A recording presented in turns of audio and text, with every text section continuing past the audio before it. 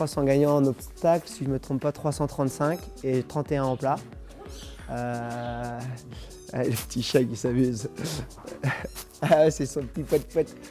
335 gagnants en obstacle, c'est quand même beau à 25 ans. Mon papa a eu des chevaux, il a été amateur, permis d'entraîner, un petit peu de poney de concours, de chevaux de concours. Donc en fait, il y a toujours eu des chevaux chez moi. Et j'ai grandi avec eux, avec les poneys.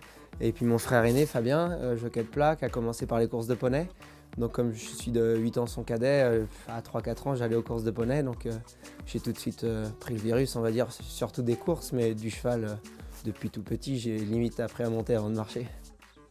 Course de poney, ouais, j'en ai fait dès l'âge de 7 ans, c'est l'âge minimum, c'est au trot, donc la première année, j'ai monté qu'au trot à l'âge de 7 ans et c'était la dernière année de Maxime Guyon, mon frère Fabien.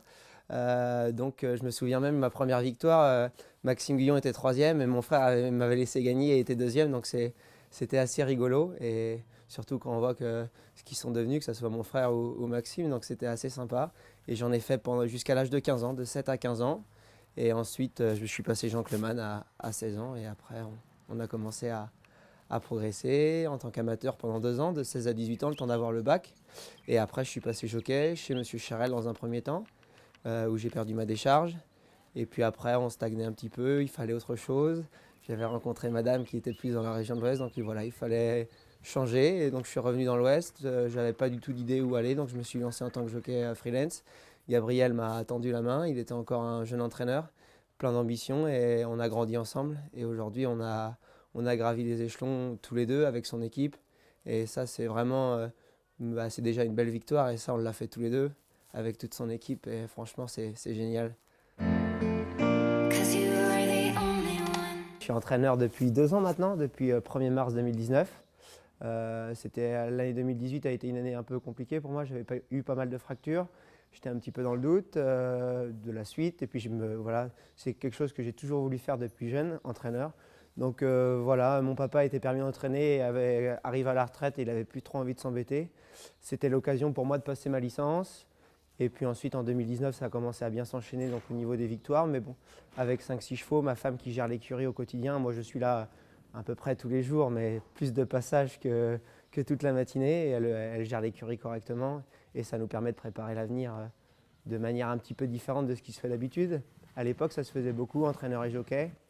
Maintenant, c'est un peu plus compliqué, ou ça se fait moins en tout cas.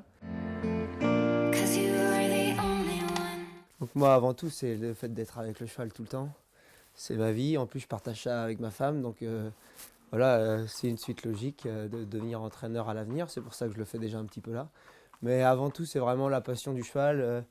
Et puis après, l'adrénaline en course. Mais ça, c'est encore une deuxième chose. Avant tout, c'est vraiment les relations qu'on peut avoir avec chaque cheval. Chaque cheval est différent et c'est vraiment ça qui me passionne.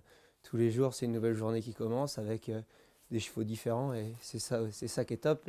Et je le vis encore plus en tant que jockey freelance puisque je monte beaucoup, donc je rencontre plein de chevaux et ça, c'est le top. Les fractures, c'est quelque chose qui nous pénalise. On tombe quand même en moyenne une course sur 10, c'est une moyenne qui a été faite. Quand on monte 400 courses l'année, ça fait quand même pas mal de chutes. Sur ce nombre de chutes-là, on est obligé, j'ai envie de dire, de se faire mal. Alors des fois, c'est pas grave. Enfin, il y a quand même des clavicules. Enfin, on est des semaines sur la touche et ça, c'est quelque chose de désagréable. S'il y a un conseil, c'est bien ce que je dis souvent aux jeunes, notamment de Gabriel, que je coach un petit peu, c'est de vraiment monter et de se faire confiance. Il y a pas mal de personnes qui ont tendance à avoir un idole, comme moi d'ailleurs, à avoir un idole, mais il faut s'inspirer un petit peu, mais c'est impossible de copier une monte. Par exemple, moi j'ai plusieurs idoles, notamment Jonathan Plouganou ou Bertrand Lestrade, et j'ai pas du tout la même monte qu'eux, mais c'est pas pour autant que je m'inspire d'eux, surtout dans les parcours, notamment à Hauteuil. Je pense que c'est important d'avoir des idoles, mais c'est impossible d'avoir la même monte. Il faut vraiment monter, comme il y en a qui sont plus à l'aise sur la pointe des pieds, d'autres à fond retournés comme moi. Je pense que le principal, c'est de monter à l'aise et après s'inspirer d'idoles, oui, pour les parcours, pour des petits détails, mais c'est impossible pour moi de copier une monte et c'est des fois un petit peu le défaut des jeunes. Ils veulent absolument faire comme leur idole et finalement, le mieux pour eux, c'est de se faire confiance, de monter naturellement et c'est comme ça que je pense que ça peut devenir des grands jockeys.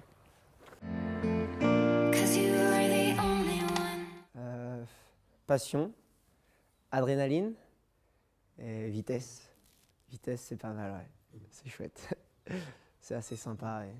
Et ça, ouais, la vitesse, ça donne de l'adrénaline. Et voilà, c'est vraiment 3 mots, je pense, qui décrivent très bien les courses et le métier de jockey.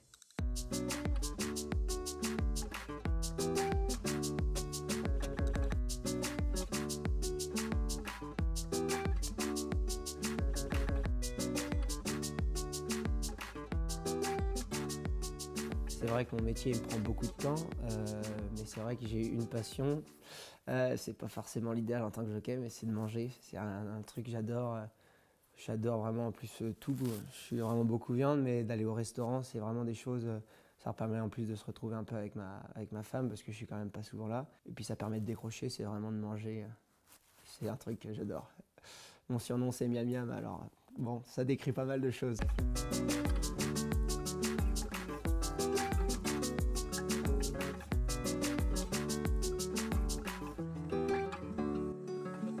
En fait, je suis fier que mes parents soient fiers de moi, puisque c'est grâce à eux. J'ai jamais manqué de rien quand j'étais jeune. Mon frère qui m'a beaucoup aidé. Et puis mes sœurs aussi qui sont là, qui sont passionnées. À 25 ans, je me rends compte que j'ai acquis quand même pas mal de choses. Mais c'est pas pour autant qu'il faut se relâcher. On a d'autres objectifs. La cravache d'or, par exemple, qui est un objectif là, depuis le début de l'année. Mais en tout cas, ouais, je suis content de rendre aux gens qui m'ont aidé et qui m'ont permis d'être là pour arriver à ce niveau-là. Et aujourd'hui, toutes ces personnes sont encore là et ça, c'est nickel et il ne faut pas changer.